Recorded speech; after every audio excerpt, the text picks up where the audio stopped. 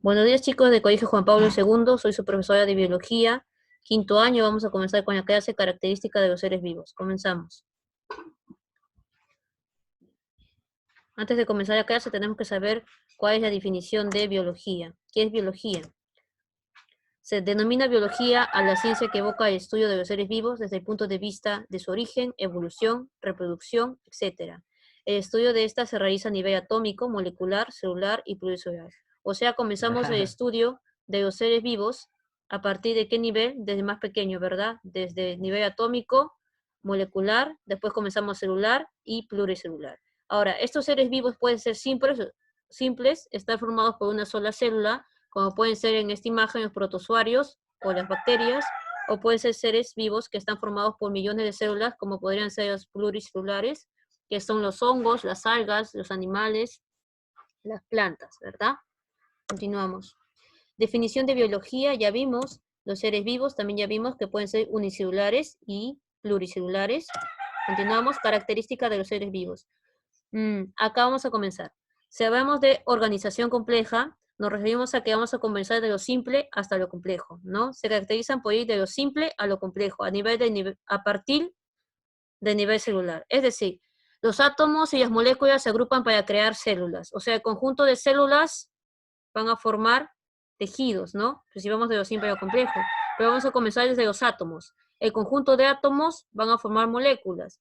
El conjunto de moléculas van a formar células. El conjunto de células van a formar lo que es tejidos. Y el conjunto de tejidos van a formar órganos. Y el conjunto de órganos sistemas. A eso se refiere cuando decimos de lo simple a lo complejo. O sea, una organización compleja. ¿Ya? Continuamos. Bueno, complejidad ascendente. En esta gráfica es más fácil representar la organización compleja como una de las características de todo ser vivo. Comenzamos desde átomo, conjunto de átomos, moléculas, conjunto de moléculas, macromoléculas, conjunto de macromoléculas, organelo celular. En este caso tenemos a la mitocondria como organelo celular, como ejemplo. Conjunto de organelos celulares van a estar en la célula. Entonces, eso van a ser componentes de la célula. Conjunto de células van a ser los tejidos. Conjunto de tejidos van a estar los órganos. Conjunto de órganos, sistemas. Conjunto de sistemas van a formar organismos pluricelulares, que sería el individuo, ¿verdad? Eso quiere decir que el individuo está formado por diferentes tipos de sistemas, que podrían ser sistema digestivo, sistema respiratorio, sistema circulatorio. Continuamos. Metabolismo. ¿Qué es el metabolismo? El metabolismo es un conjunto de reacciones químicas que van a suceder en el interior de la célula. Pueden ser anabolismo o catabolismo.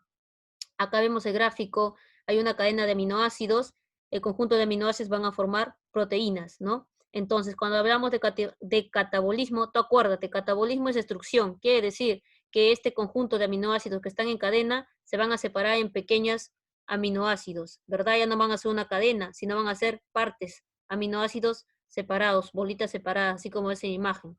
Entonces, acá hay una destrucción, se ha destrozado esta cadena de aminoácidos para formar la proteína, se han separado en pequeños aminoácidos. Como ejemplo, acá ves esta bolita roja, está la tripsina, la azul, la lisina, ¿no? Pero cuando hablamos de anabolismo, hablamos de síntesis, de construcción, va a haber una construcción. Entonces, estos aminoácidos se van a agrupar en una cadena y van a formar proteínas, ¿no? Es una síntesis, es una construcción, una formación, ¿ya? Entonces, acuérdate, metabolismo, conjunto de reacciones químicas que se dan en el interior de la célula, y estas pueden ser catabolismo o anabolismo. Catabolismo es la destrucción, separación. En cambio, anabolismo es la síntesis, es la construcción, unión, formación. ¿Ya? Siguiente característica, homeostasis. Cuando hablamos de homeostasis, siempre piensa equilibrio. Cuando hablamos de equilibrio es que no va a ser ni más ni menos. ¿Equilibrio qué? Como es de biología, equilibrio térmico al interior de tu cuerpo, ¿sí? Siempre se tiene que mantener el equilibrio dentro de nuestro cuerpo. Entonces, nuestro cuerpo activa ¿qué cosa? Activa sus condiciones para que se dé ese equilibrio, ¿ya? Una de las principales condiciones es la temperatura. Cuando, digamos, en esa figura de acá, ven la figura que hay un niño que está temblando, tiene frío, quiere decir que él tiene que comenzar a temblar para que su cuerpo le produzca calor y así haya un equilibrio, ¿ya? Que no sienta tanto frío, sino que al momento de temblar, él hace movimiento y en ese movimiento genera calor. entonces ya no hay frío. En el caso de este niño de acá que está corriendo, ¿qué sucede? El niño tiene exceso de calor interno. Entonces, ¿cómo elimina ese exceso de calor interno? Por medio de sudor. Comienza a sudar, entonces está eliminando ese exceso que tiene de calor interno. Esa es una forma de regular la temperatura, excretar eso por medio de sudor. Otra forma es eliminación de sustancias tóxicas, ¿no? Cuando nosotros tenemos bastantes sustancias tóxicas en el interior de nuestro organismo que no son beneficiosas para nosotros, ¿cómo los eliminamos? Nuestro cuerpo lo elimina por medio de la excreción, ¿ya? La reproducción es una de las características de todo ser vivo, ¿sí? Sin reproducción la especie no continúa.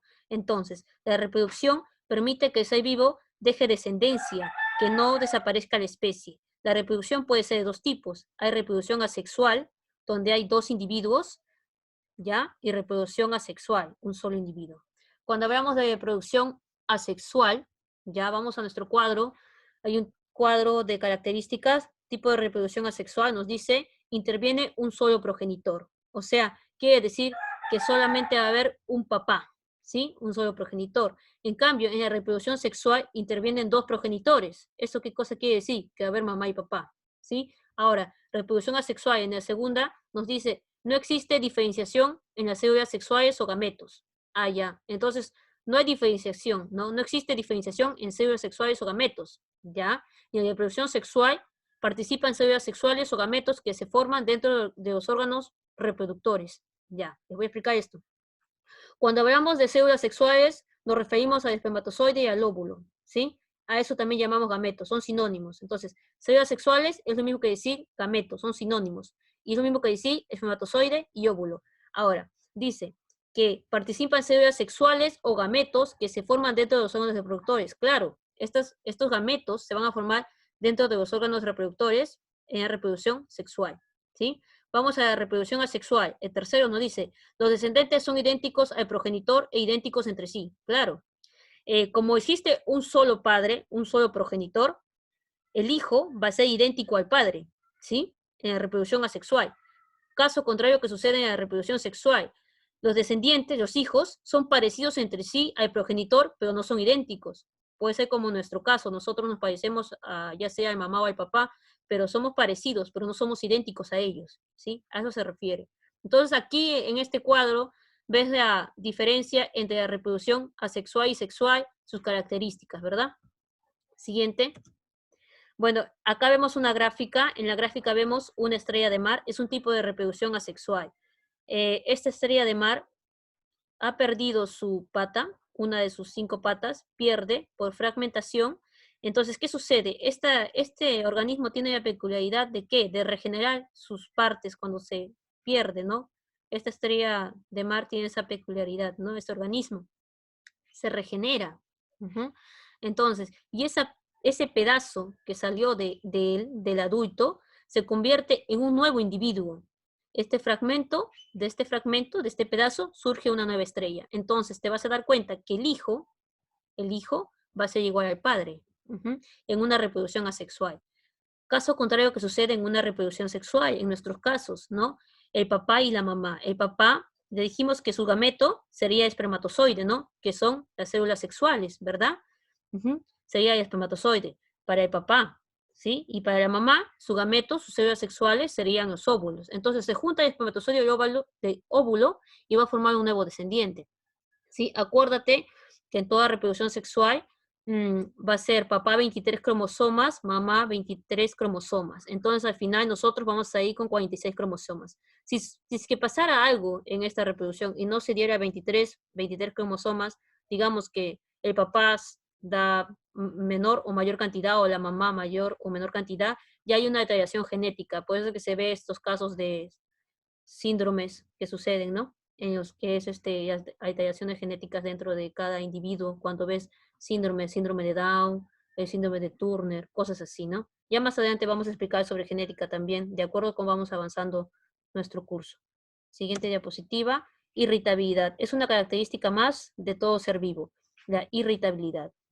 Es la respuesta del ser vivo ante estímulo externo e interno. Las plantas realizan nastias, o sea, ellas se irritan y se llaman nastias cuando hay un estímulo y tropismo. Los animales, cuando encuentran un estímulo que les hace generar una respuesta, a eso se llama taxias, ¿ya? Tropismo. Entonces hablamos de tropismo que se da en plantas, ¿ya? Frente a estímulos. Es un fenómeno biológico que indica el crecimiento o cambio direccional del organismo, normalmente una planta como respuesta a un estímulo ambiental, ¿sí? Vamos al gráfico, de aquí la figura. Acá hay estímulo, está la luz, tropismo positivo y tropismo negativo tenemos, ¿ya? El tropismo positivo es cuando el tallo va en dirección al estímulo, que en este caso nuestro estímulo es la luz. Como ven, el tallo crece en dirección al estímulo, pero caso contrario sucede con la raíz. La raíz crece contrario al estímulo, que sería la luz, ¿verdad? Crece contrario al estímulo, entonces sería un tropismo negativo. Entonces, acuérdate, tropismo positivo es cuando la planta va a crecer en dirección al estímulo, ¿sí?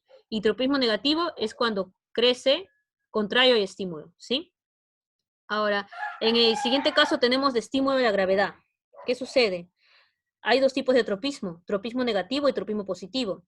El tropismo negativo sería que el tallo, tú inclinas la maceta, ¿sí? Y el tallo va a crecer en dirección contraria a la gravedad, crece hacia arriba. Tú acuérdate siempre que la gravedad es hacia abajo, ¿sí? Es cuando todo cuerpo es jalado por una fuerza hacia la tierra, ¿sí? Hacia abajo.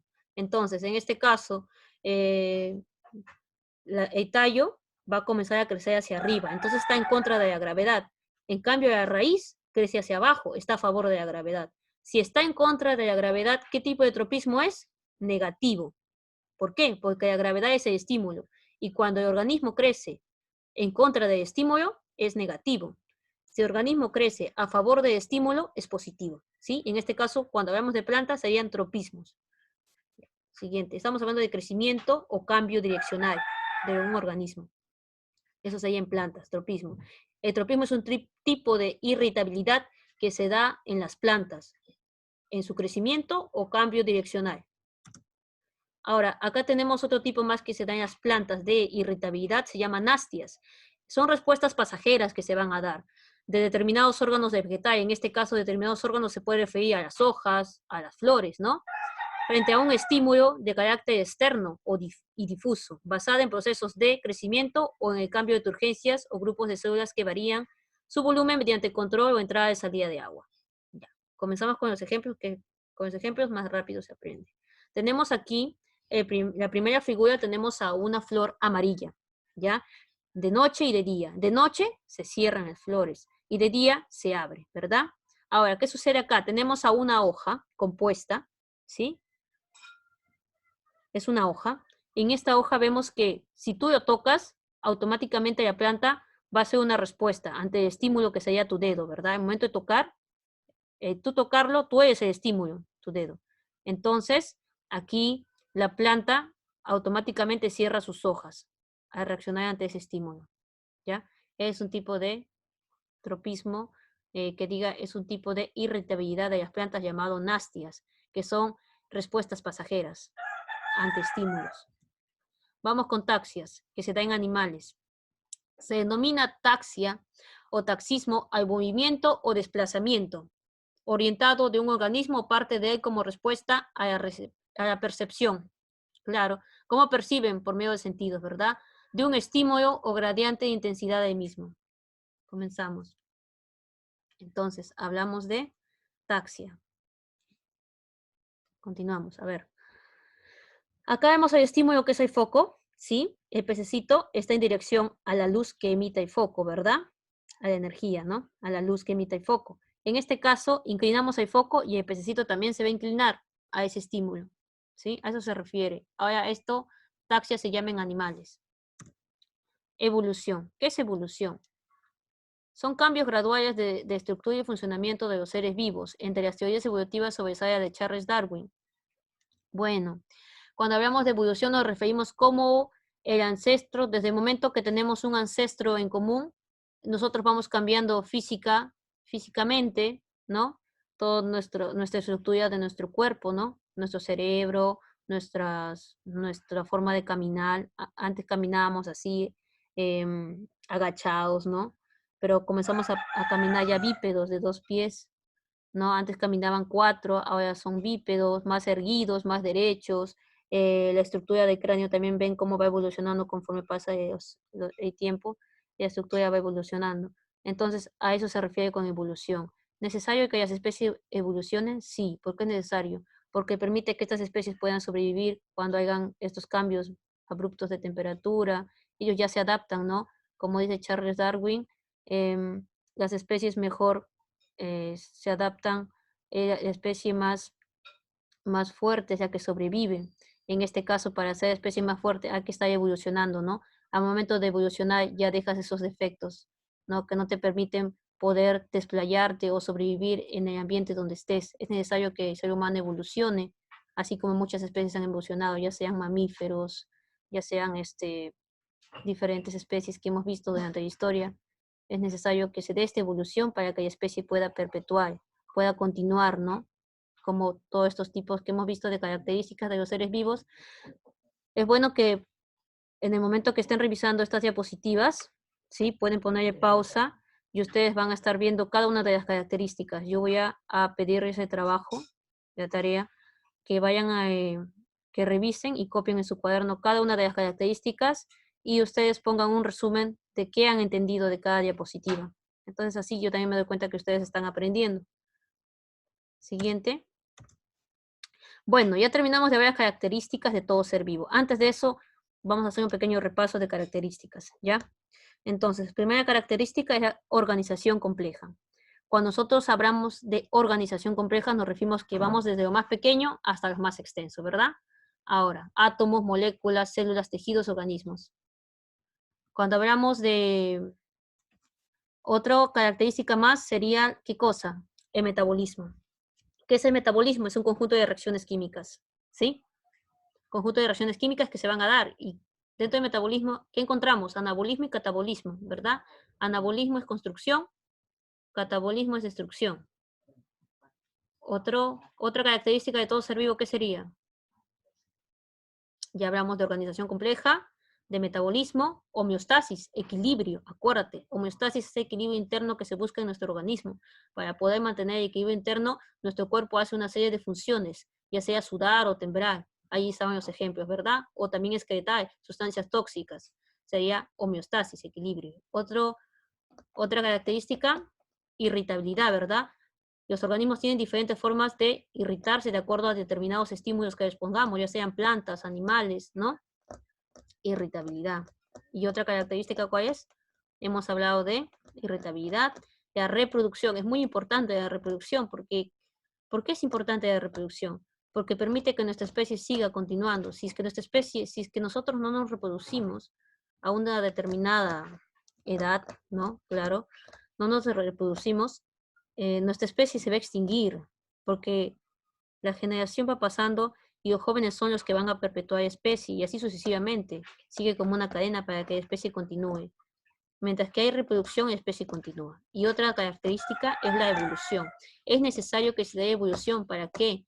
Para que los organismos, los seres vivos, puedan adaptarse al medio donde están viviendo y no tengan esas deficiencias. Conforme evolucionan, ellos tienen mayor oportunidad de sobrevivir al medio ambiente donde están. ¿Sí? Ya, ahora continuamos. La célula. ¿Qué es la célula? Tú seguramente has escuchado, ¿no? ¿Qué es la célula? Es la unidad funcional de todo ser vivo, ¿verdad? Todo parte de la célula, ¿sí? Vamos a comenzar. Vamos a leer la definición de la célula. La célula es la unidad de vida biológica de vida, ¿verdad? Morfológica, de la forma, ¿no? Que nos da. Y fisiológica de los seres vivos, fisiológica. Es morfológica porque da a los seres vivos. Fisiológica porque realiza todas las funciones.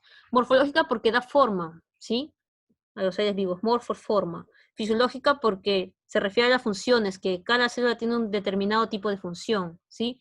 El espermatozoide es una célula sexual, esta tiene una función, la reproducción, ¿verdad? Entonces, cada célula tiene determinado tipo de funciones. Es genética porque transmite mediante cromosomas los caracteres hereditarios de los padres a hijos, claro.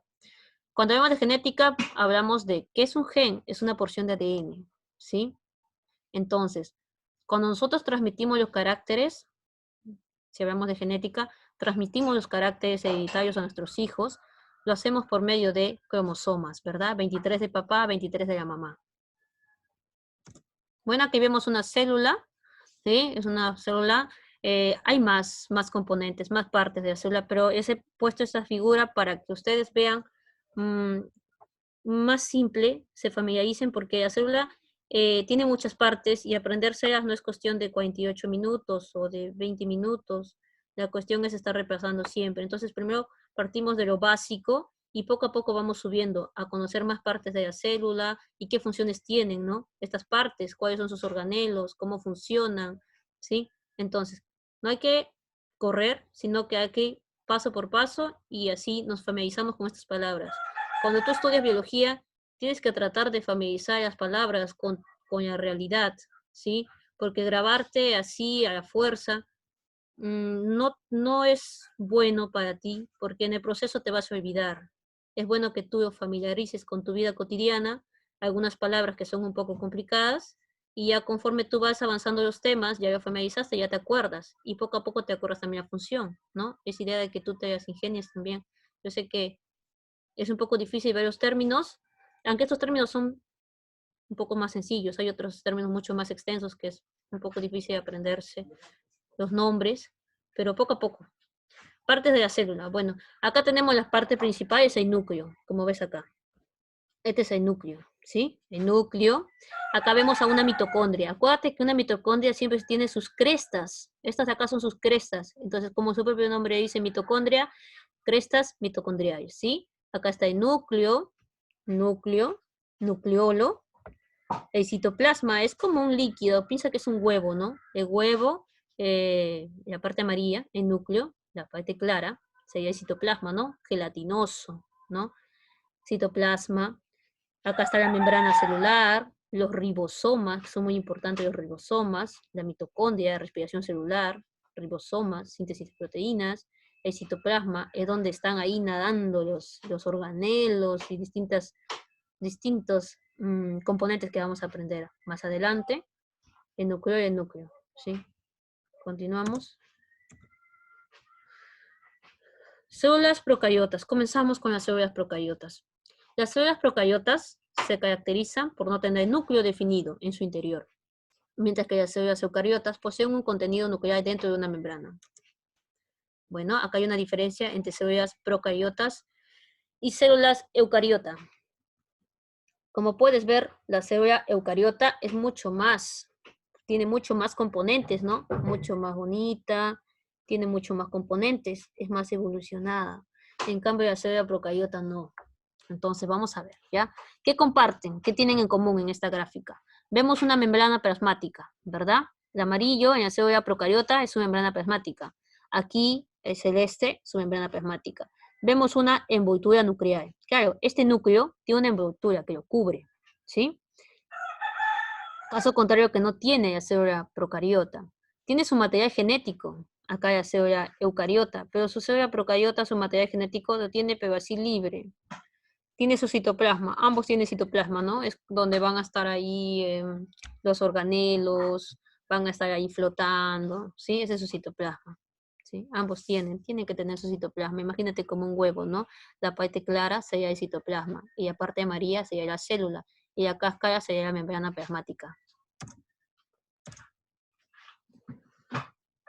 Procariotas. Vamos a hacer una definición así breve de qué es una célula procariota. Son seres vivos unicelulares provistos de núcleo, cuyo material genético se encuentra disperso en el interior de la célula, citoplasma. Son organismos mucho más simples. ¿Qué te dice? Te dice que las células procariotas son aquellas que son seres vivos unicelulares y desprovistos de núcleo, cuyo material genético se encuentra disperso en el interior de la célula. En el citoplasma son organismos mucho más simples. Mira su material genético acá, en esta imagen de acá. Disculpa. Aquí, miren el material genético. Está disperso, ¿verdad? El material genético, ubíquense en la figura célula procariota, morado, así como tripitas parece. Eso es su material. ¿Sí? Por aquí está su material genético. Bueno, así tan largo no es. Pero dice que su material genético está disperso. ¿Ya? Esa es la célula procariota. ¿Qué más nos dice? Son organismos mucho más simples. A ver, díganme ustedes anteriormente, cuando vimos la característica de los seres vivos, yo les nombré a organismos unicelulares y organismos pluricelulares, ¿verdad? Cuando hablamos de organismos unicelulares, aquí nos referimos a las bacterias, ¿verdad?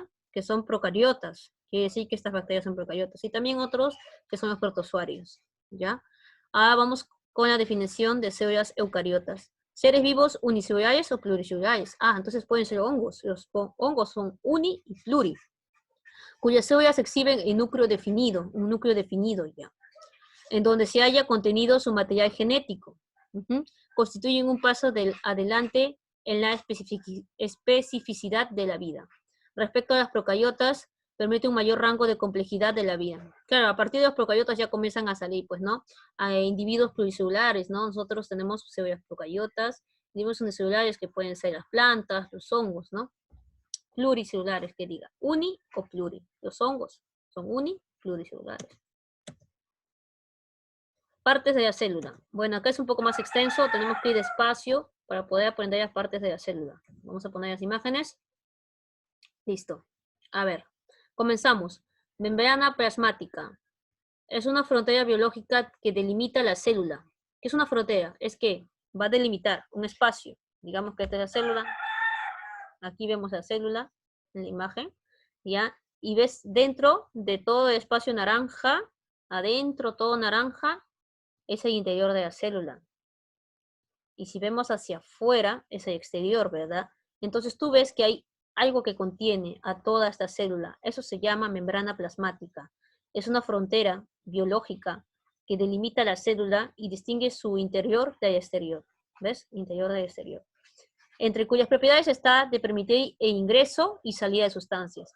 Esta célula permite que se dé salida e ingreso de sustancias, sino cómo podría también la célula poder obtener o desechar por ejemplo, los lípidos se encargan de desechar, ¿verdad? El aparato de Golgi, todo eso, y los ribosomas, botan vesículas, ¿no? Entonces, ¿cómo desecharía si no es si no tiene esa facultad de eliminar, permitir el ingreso y salida de sustancias? Se moriría la célula. Tiene que desechar o tiene que ingresar sustancias, ¿verdad? Para que pueda continuar sus funciones. Así puede dejar entrar ciertos nutrientes y excretar sus desechos, así como ya dije.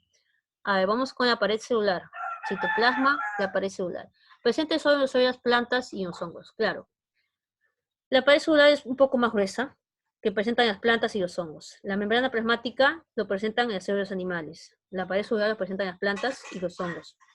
Es una pared adicional a la membrana plasmática, que les confiere cierta rigidez y resistencia, como les dije al principio. Es más fuerte, más resistente.